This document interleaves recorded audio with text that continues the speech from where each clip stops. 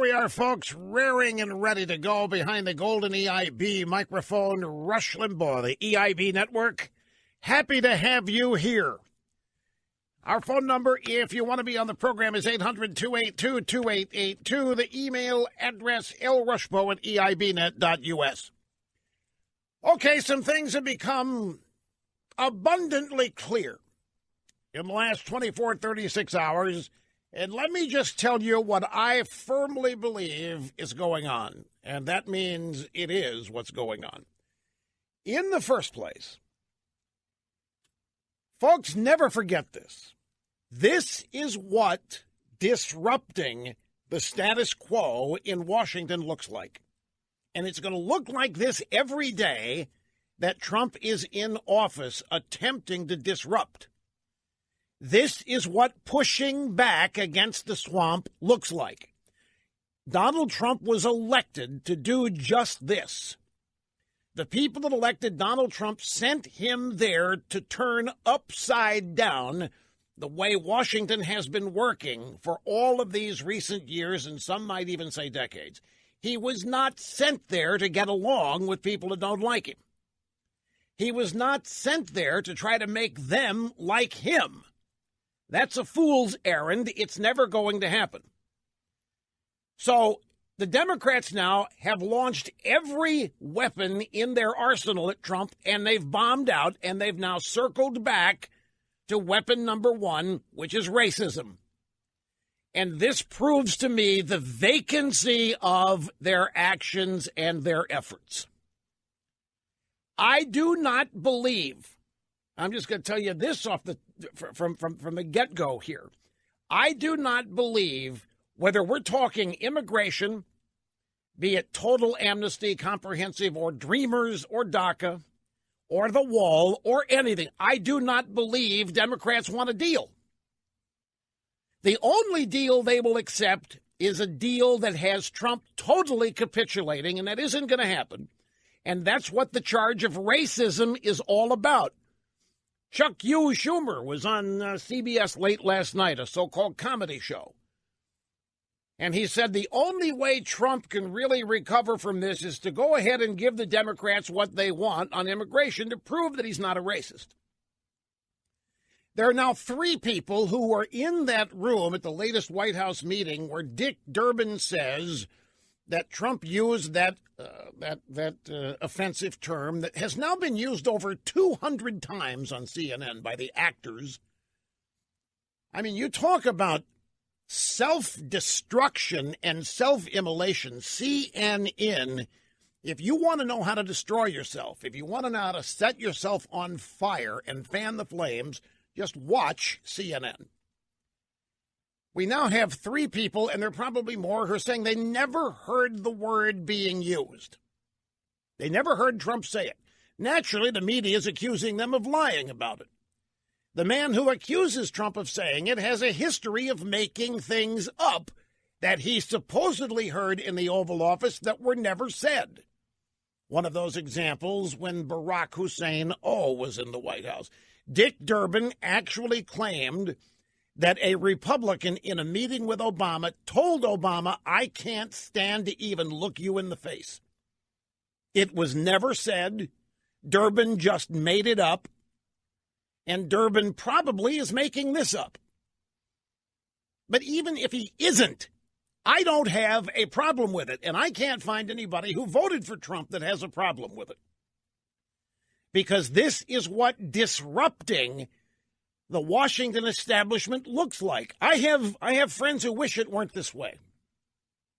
I have friends who voted for Trump who wish that the drama would end and that there would be some kind of comity and peace in Washington, and that Trump could pick up some of the attributes and praise that other presidents have had. And I've repeatedly told this guy that's not going to happen. In fact, if it does, then you can begin to write the epitaph for the Trump presidency. If Trump starts to look like every other president, then the whole reason he was sent there has ended. This is exactly, I don't know how many times have I had to remind people over the past year and a half, this is what pushback looks like. You don't want to know what that happened in that meeting? I'll tell you exactly what happened in that meeting. This is the second or third time. To understand what happened in that latest immigration meeting, where the term that CNN cannot stop using was alleged to have been said, there was a White House cabinet room meeting with House and Senate Republican and Democrat leaders. And in that meeting, which was televised for the first time in anybody's memory, an actual meeting, just not the prelims, seated to Trump's right was Dick Durbin. Seated to Trump's left was Chuck U. Schumer. Pelosi was in the room. Dianne Feinstein was in the room. All of the Democrat bigwigs, the Republican bigwigs were there. The subject was immigration. And it was televised, don't forget. And it was in that meeting that Trump appeared to be open to anything, remember? Dianne Feinstein threw out that she wanted a clean DACA bill, and they come back to amnesty later, and Trump stroked his chin. I can work with that. I can deal with that. And Kevin McCarthy, House leadership members, Mr. President, that you don't want that. That doesn't have any border security in it. Oh, yeah. And the purpose of that meeting, which we all agreed upon, was to answer and respond the lying, sewer-level comments, claims in this new book by Michael Wolff. It was to dispel the allegation that Trump's mentally ill, that Trump is unstable, that Trump is uninterested, that Trump is losing his mind, senility setting in, that Trump can't carry on a conversation. Trump didn't even really want to win, and it succeeded in doing that. And it didn't take long. And I mentioned this while we were doing commentary as it happened. And I told you at the time, Dick Durbin's getting increasingly frustrated here because I think these Democrats have figured out what's going on. They're being used as props.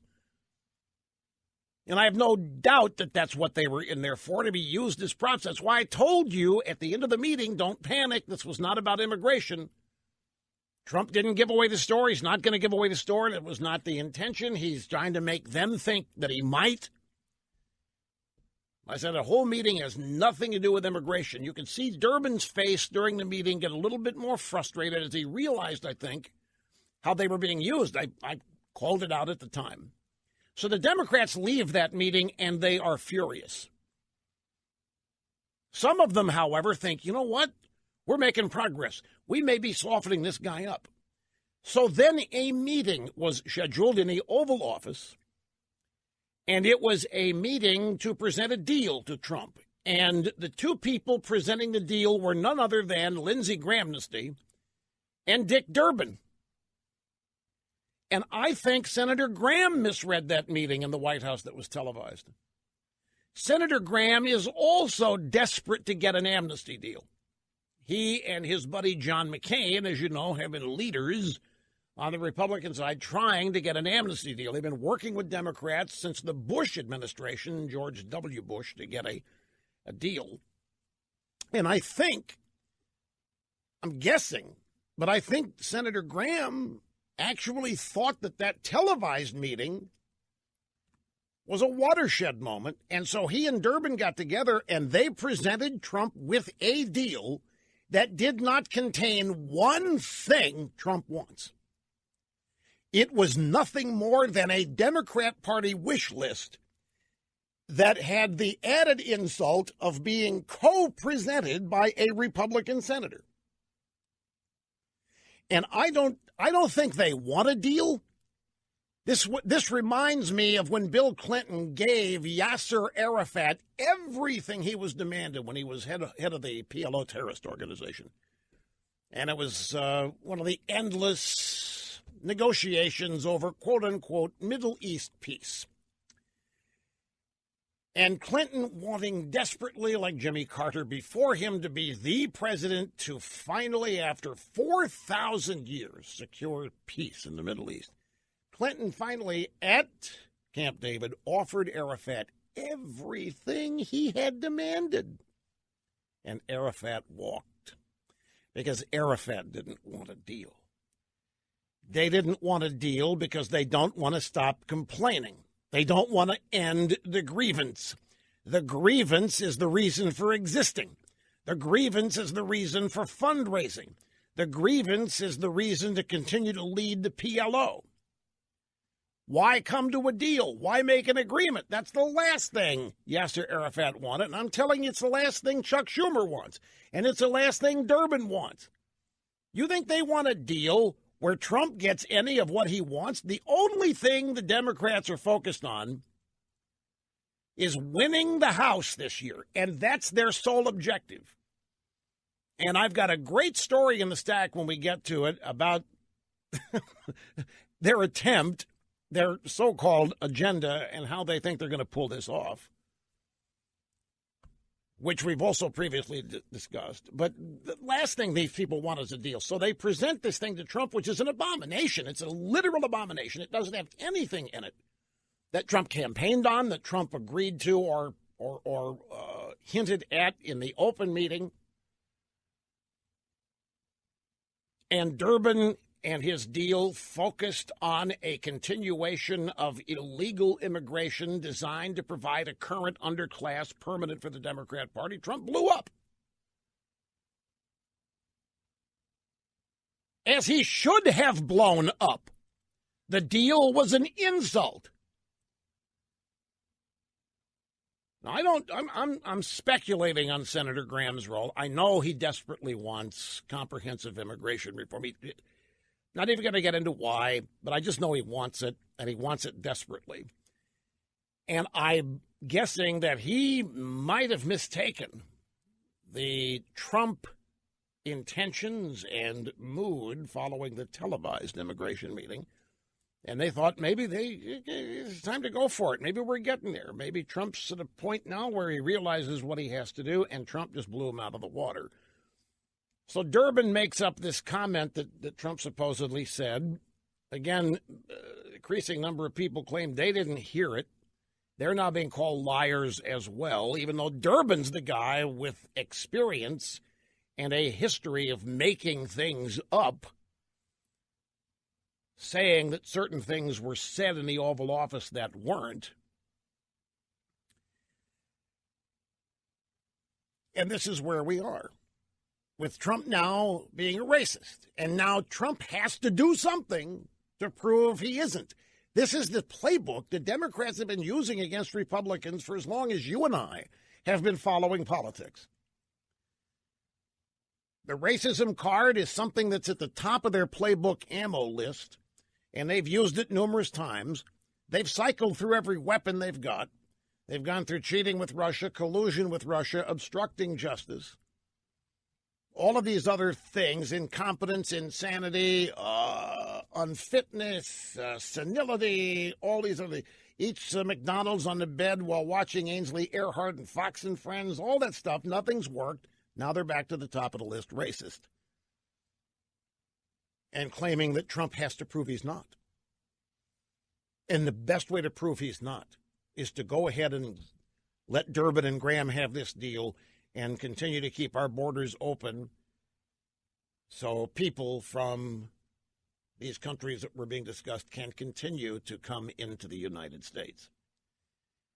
The way they set it up, as transparent as it can be. The thing is that Republicans in the past have fallen for it almost every time. It has worked. I can't tell you how many times on Republicans, but it's not working on Trump, and you should be grateful. This is what disruption looks like. And Trump was elected to disrupt. Was he not? Disrupt, drain the swamp, however you want to term it. Trump was sent to blow it up. And it's exactly what he's doing. And so every time you see Dick Durbin or Chuck Schumer or Dianne Feinstein or Nancy Pelosi on television squealing and whining and moaning, you need to take that as a successful day, not as a bad day. We are conditioned to look at that as a bad day because so many people live under the false illusion that we can get along with these people. And that Washington can be nice and people can cooperate and work can get done. the Democrats do not want a deal. Why propose something that they know Trump's going to reject? They want him to reject it, and then they want to claim that he rejected it because there isn't enough immigration from white countries. That's what they're out there saying. Playing the race card yet again. The worst thing that can, they've got a big enough problem with the economy going like gangbusters. Their media is doing a bang-up job of hiding that story. Not only is the media hiding the story, the media is lying about the economy. They're trying to give Obama credit for it whenever they do talk about it. Barack Obama could not create circumstances permitting this kind of economic growth if his life depended on it. He doesn't believe in what's happening now. Because what's happening now is the fruits of capitalism and the reduction of taxes, which means a little bit more freedom and income for everybody, including corporations. All the things that Obama, the Democrats distrust: corporations, people, individuals. The Dow Jones Industrial Average passed 26,000 today. The amount of wealth that has been created. I know families, I know people whose 401ks have gone up by $100,000 since Trump became president. Never happened under Obama. Everything went the other way. The economy was shrinking. We were in a new era of decline, and being told Obama was the brilliant mastermind of decline, the guy to properly manage it. Everybody's supposed to lower their expectations. The Democrats don't want Trump to appear to be succeeding at anything because they want to win the House in 2018, because they want to impeach Donald Trump and convict him and throw him out of office, plus get their power back. I have to take a break, but I'm not through.